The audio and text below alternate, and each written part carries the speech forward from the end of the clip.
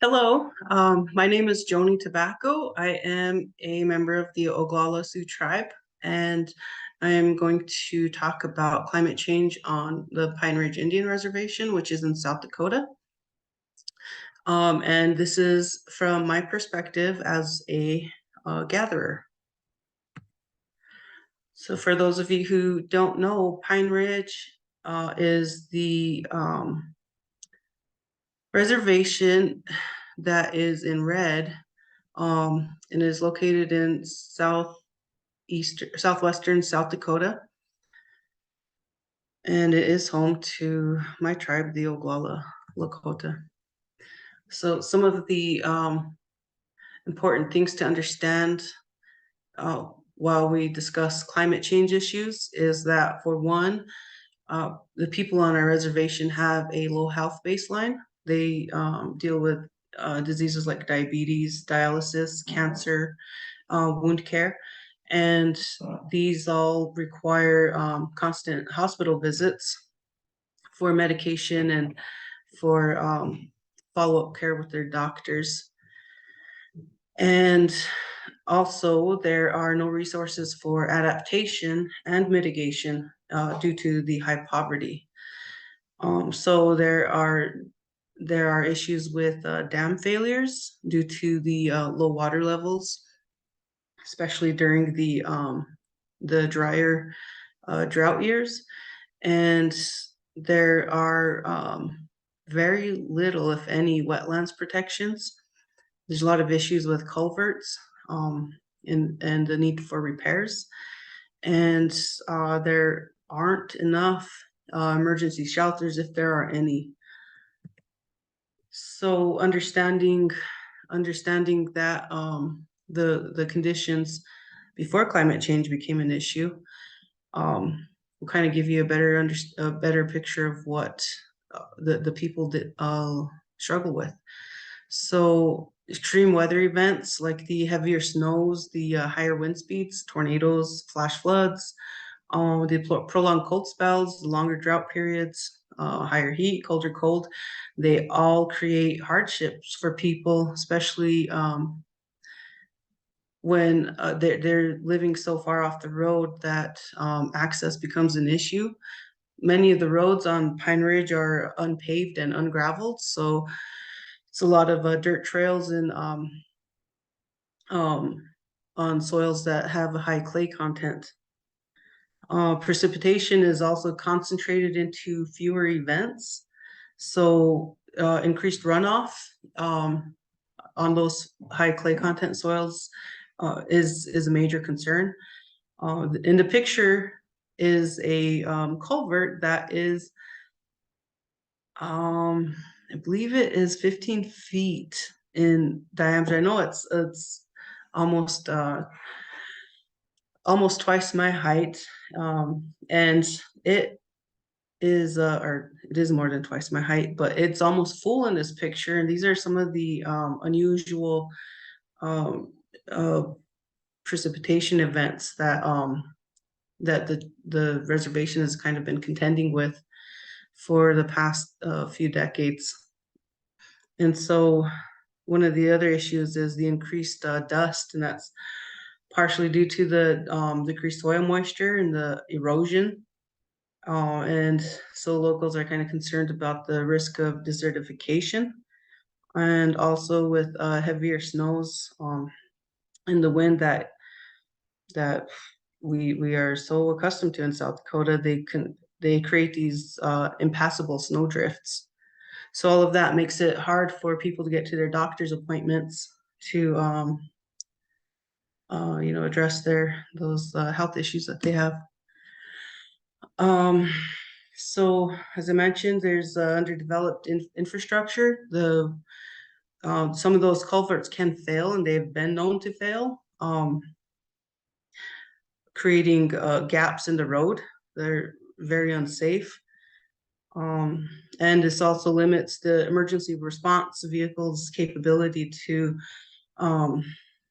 use those roads to address emergencies.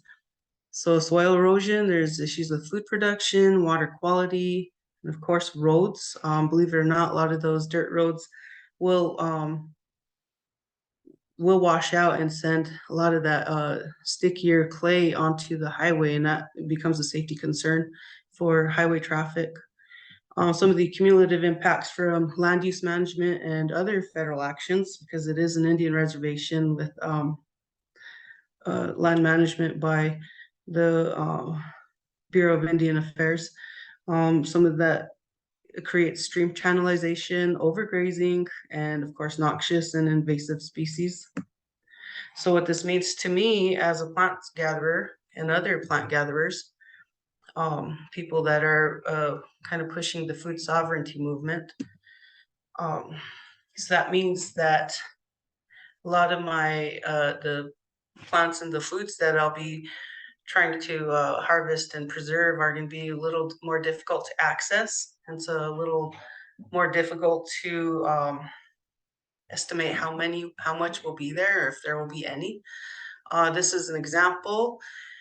This is what we call Chinookpa, which is a oyster mushroom that grows on the box elder trees, and those are in riparian areas that the cattle like to hang out in, and so they're um, sometimes damaged from that, but they're really difficult to get to because of the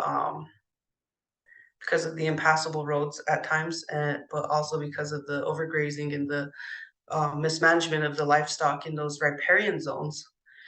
Because there's a time limit on when they're available, when you can find them, and it's usually in like the late spring or early summer, um, for a few days after a rain. And later in the summer, in June, the timsila, which are the wild turnips, are usually ready, but like the earlier spring is changing that. So some people are getting them in May, and sometimes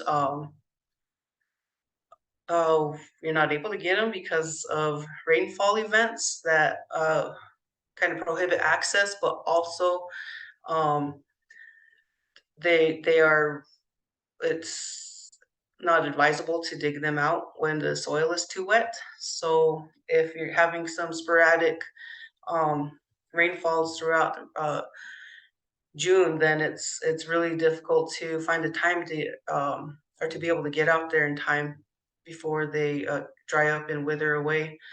It's also very labor intensive, and as I mentioned, there's a low health baseline, so it kind of it becomes a challenge for people to make sure that they're well hydrated, and also that they take frequent breaks, which you didn't used to have to do, but now you do, so that you don't overheat and get heat stroke.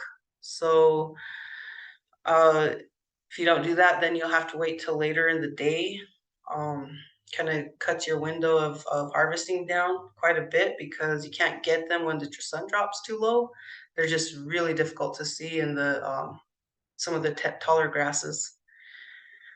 Um, so it also another safety concern that's weather related is that because they are on hill slopes and hilltops on the prairie, they're also vulnerable to those intense solar rays, as well as lightning, rapid weather changes and road conditions. A lot of these roads are are dirt roads, so it's once you see those clouds forming, you got to make your way back.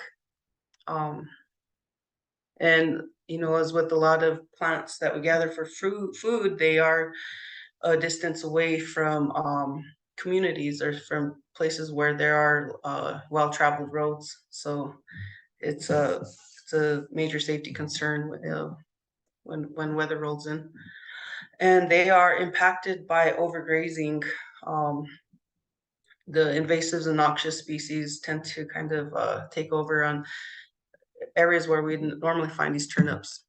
Another issue is the early frosts that can affect the berry trees like the wild plums and choke cherries. buffalo berries, and currants that we usually pick throughout the summer.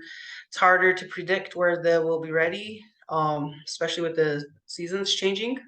And of course, they are also impacted by cattle grazing, of course, the early frost and some improper harvesting and the disappearing pollinators.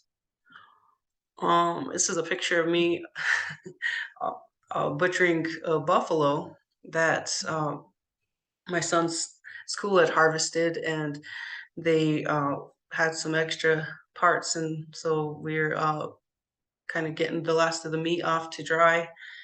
And that's a normal thing to do, is to dry the meat from the buffalo, the deer, and the elk, and that's supposed to be available year round for us.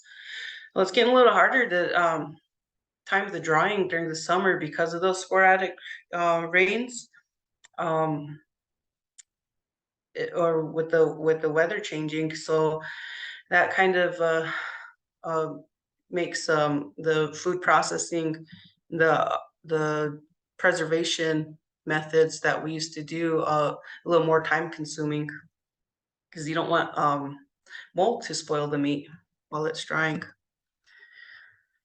This is a picture of some of these squash, the wild turnips, and the red and yellow corn that we gather and dry throughout the summer and the fall. Um, and it's meant to carry us through to the next growing season. While and these have the same issues with drying with the unpredictable weather. So, um, in closing, I just wanted to say that a lot of these plants, they sustain us and all of our relatives, especially the four-legged relatives. They are necessary for our ceremonies and our overall health and well-being. And climate change is impacting their growing season, their availability, our ability to access them and preserve them in traditional methods.